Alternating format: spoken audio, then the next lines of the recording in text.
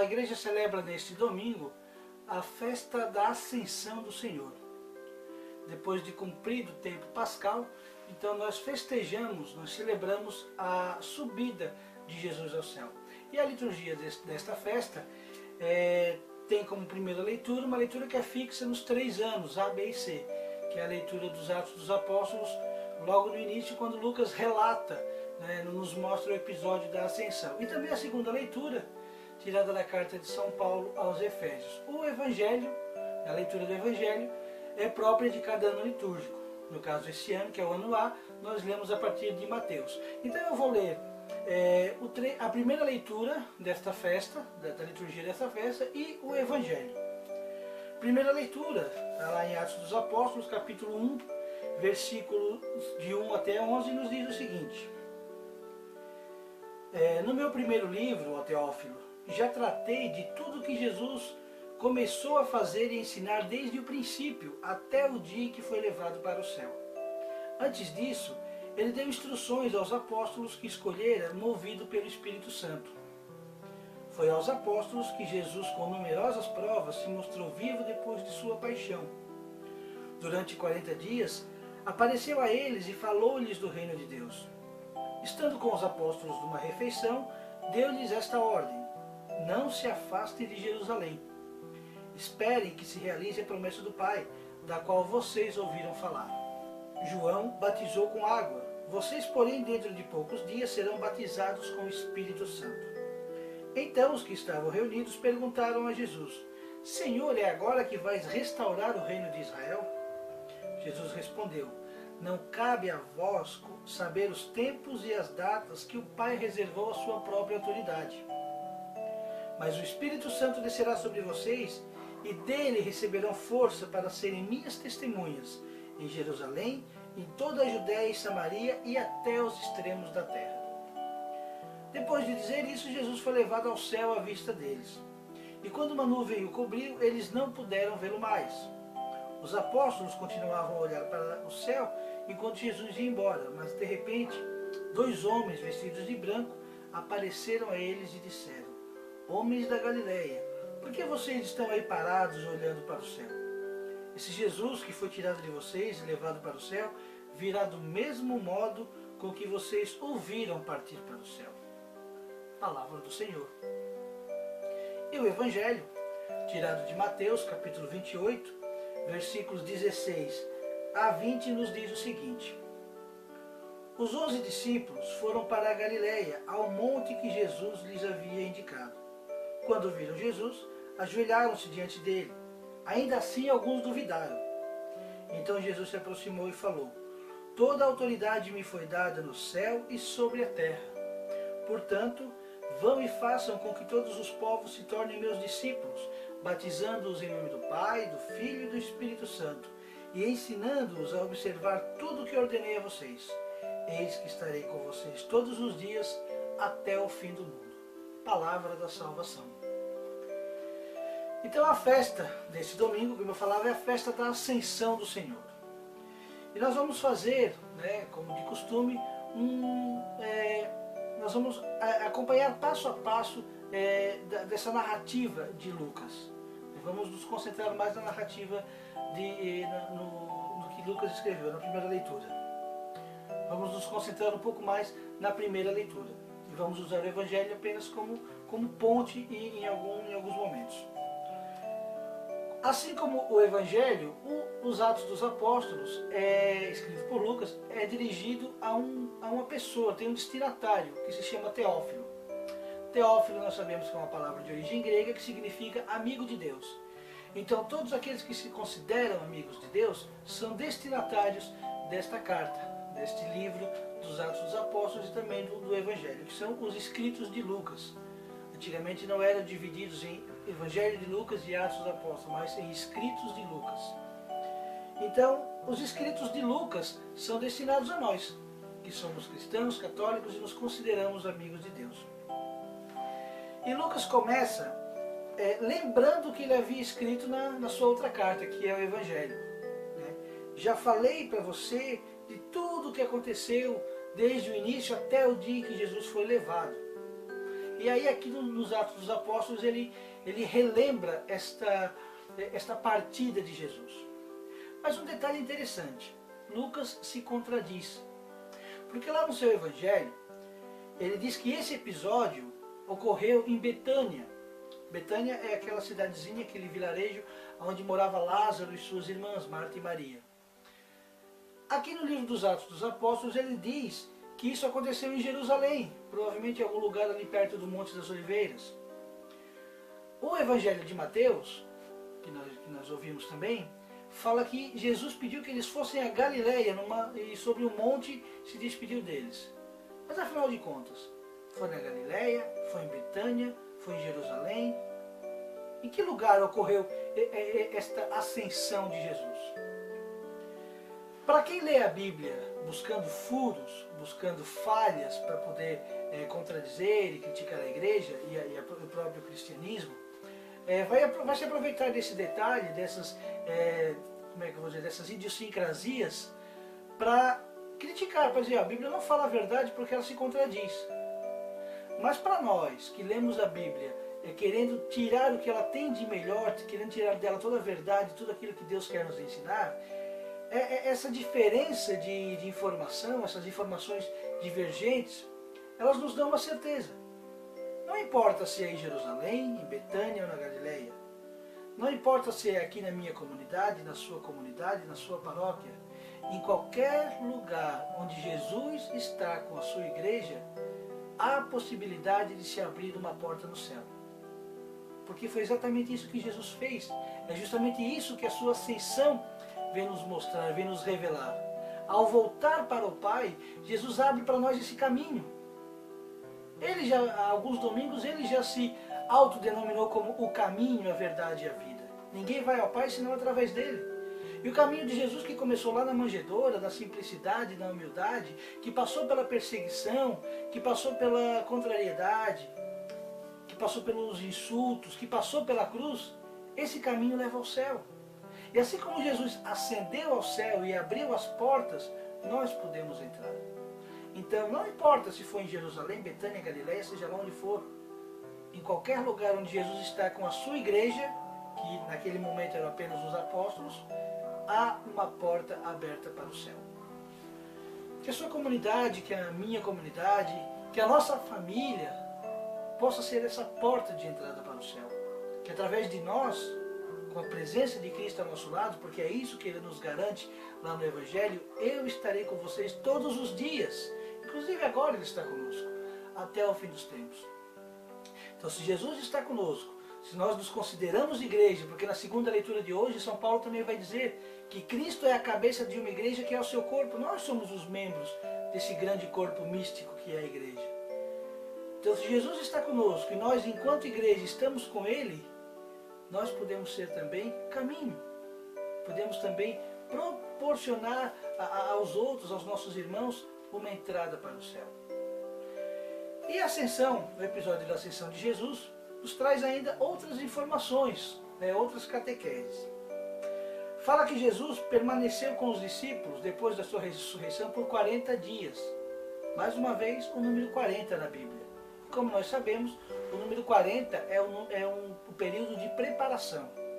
Só recordando, foi assim lá nos 40 anos que o povo hebreu passou no deserto, se preparando, para chegar na Terra Prometida, para entrar na Terra Prometida.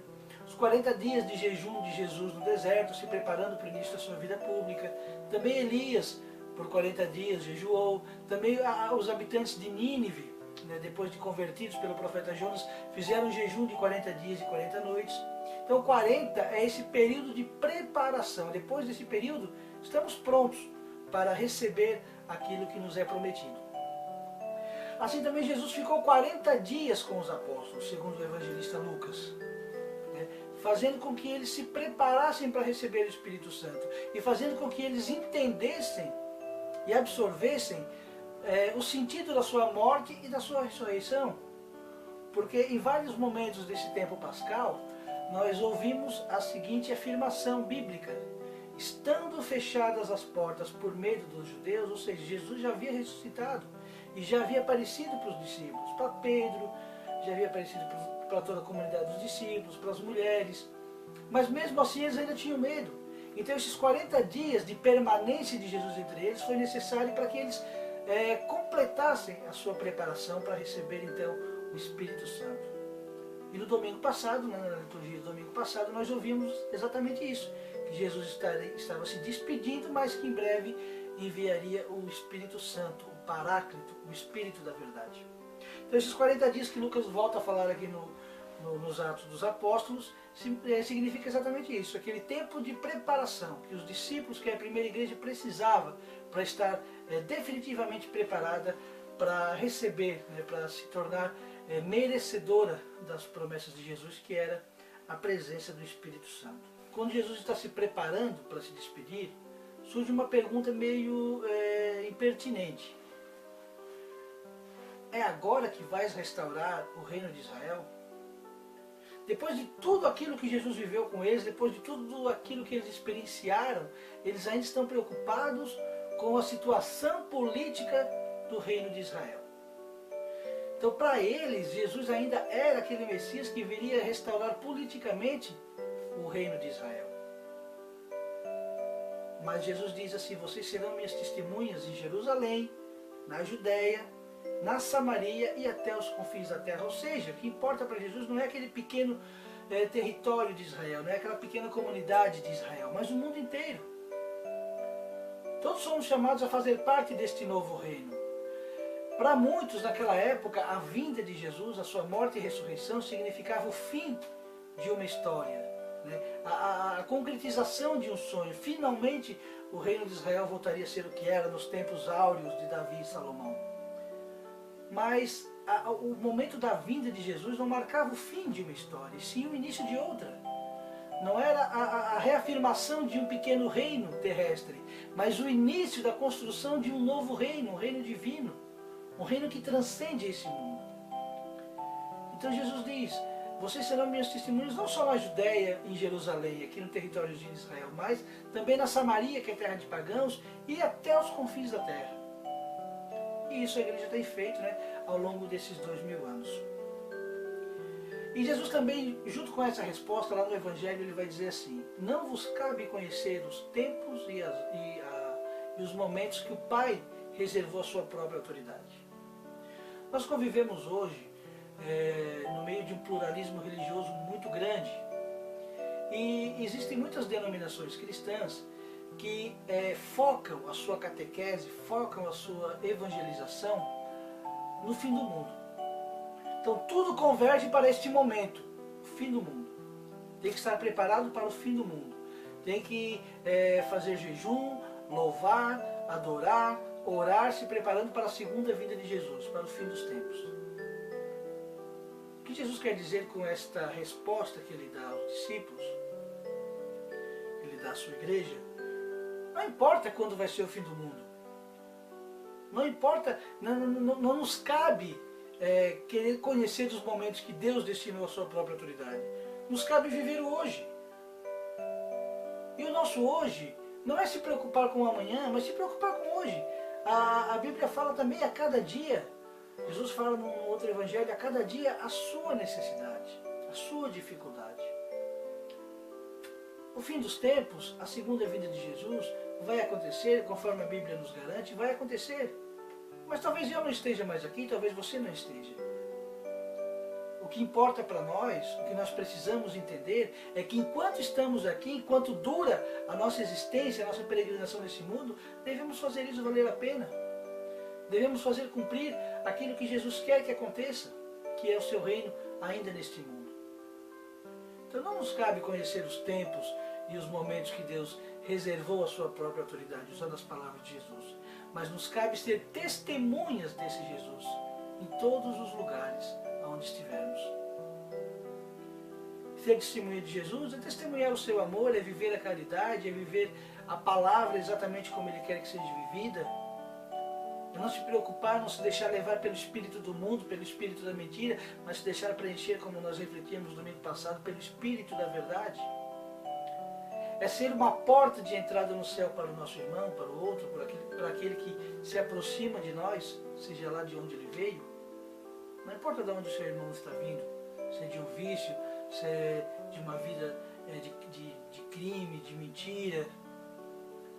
Não importa se ele está saindo todo quebrado de um relacionamento, que importa é que ele está chegando até você. Você deve ser testemunha do Cristo que acolhe, e do Cristo que é caminho, do Cristo que é verdade, que é vida e que é uma porta para o céu. Não importa de onde você veio, não importa de onde eu vim, não importa de onde veio o nosso irmão.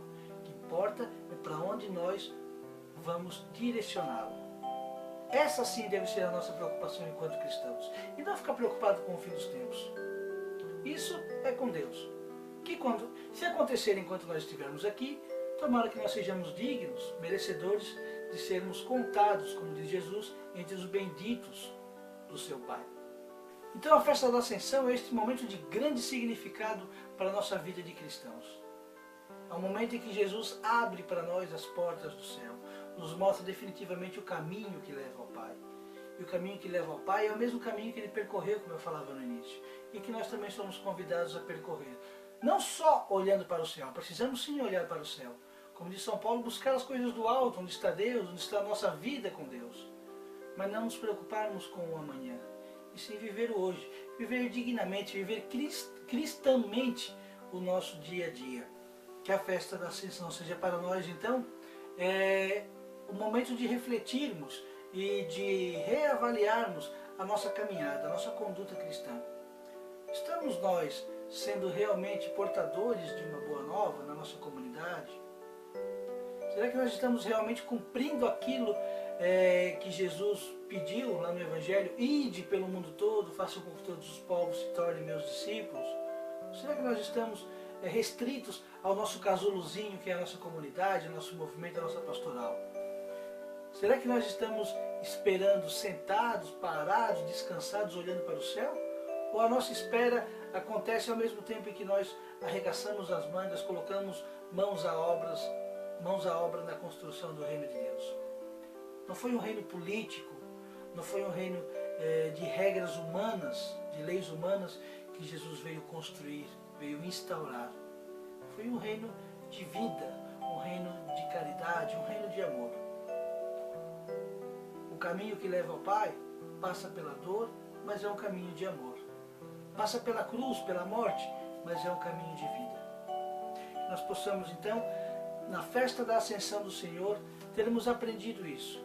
Jesus sempre estará conosco. Cabe a nós querermos estar sempre com Ele.